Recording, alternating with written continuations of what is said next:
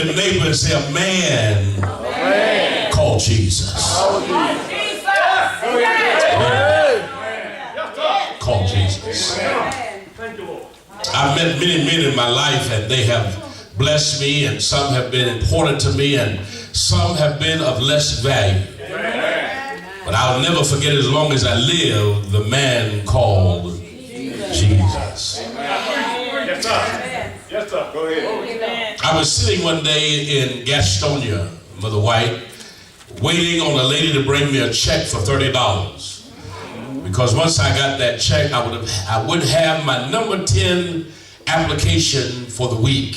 Amen. And for 27 weeks in a row, I had done 10 applications, and I was on my $27,000 week. Amen. First time in my life I was going to make $27,000 every week consistently. $1,144. The only thing on my mind then was not my mother, father, sister, brother, but getting that $30 check. I sat there beside a man who was a billionaire, and I didn't know who he was. He consistently tried to talk to me. He even shared coffee rhetoric about the cup of coffee, and that I know that it came from Colombia. And I said to myself, what does this old white man move? Because I still had a touch of prejudice in my system. All right, man. Like some of you have some in you. Amen. Amen. And as long as the white folk treat you right, they are all right. Amen. But if they slip up and call you nigger, you ready to kill them. And I like how you ain't going to tell the truth. It's on in. While I was talking to this man, or he was talking to me, I kept ignoring him. And the lady finally called me on that. Back then you had a big cell phone, not that little thing that we got now. And she said, I'm on my way. And the young man got up and paid for my coffee, my breakfast. When I got ready to pay for it, she said, he's already paid for it. I said, he who? She said, your friend that was sitting there beside you, y'all were talking like y'all really knew each other. I said, I'd never seen him before in my life, and the truth about it, he was getting on my nerves. She said, well, I certainly am sorry to hear that, because he is a billionaire. And he owns all the cotton mills from here to Gaffney, South Carolina. Here I am thinking about $30 check. All right. And my blessing was sitting beside me. This man could have opened up the door for me to have written 3 or 4, maybe 10,000 employees consistently for years. But I was so busy thinking about what was on my mind that my blessing got up, blessed me anyway, All right. and walked out. Amen. Today I want you to remember how God allowed every one of us to run into success. All right. He puts it like this in Ecclesiastes. He says, there is a time and there is a season for everything and all things under the sun. And every one of us come by a word called change. He goes on to tell us that even when you don't recognize your ability to be successful, it meets you. Most of you are going to deny, even while you sit here this morning, that you never ran into your billionaire opportunity. But the truth of the matter is, God has already blessed every one of us to have that opportunity. Because his word says he is a God of no respect of person. And he says, what I've done to one, I can do to somebody else. Then David said, once I was young and now I'm old, I ain't never seen the righteous forsaken or his seed break bread. And so this morning I'm trying to get you to think about how many times in your life have you sat down beside your blessing, but your mind was on something else. Take it a witness.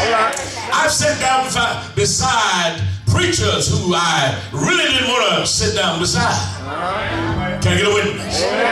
Yesterday I was in my house thinking about my good friend Mr. Battle, George Battle, who is now the presiding prelate over maybe 10,000 churches.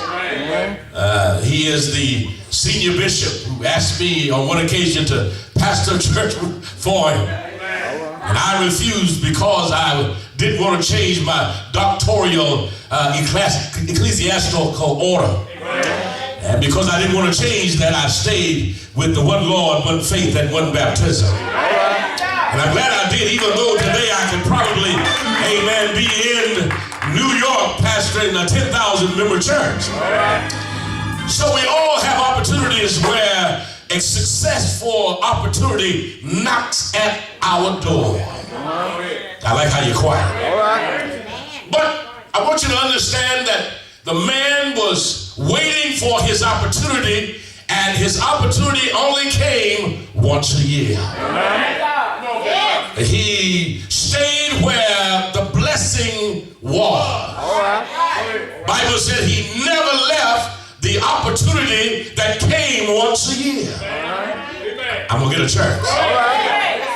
In other words, this man knew that every year, a certain season, God Almighty would send an angel down.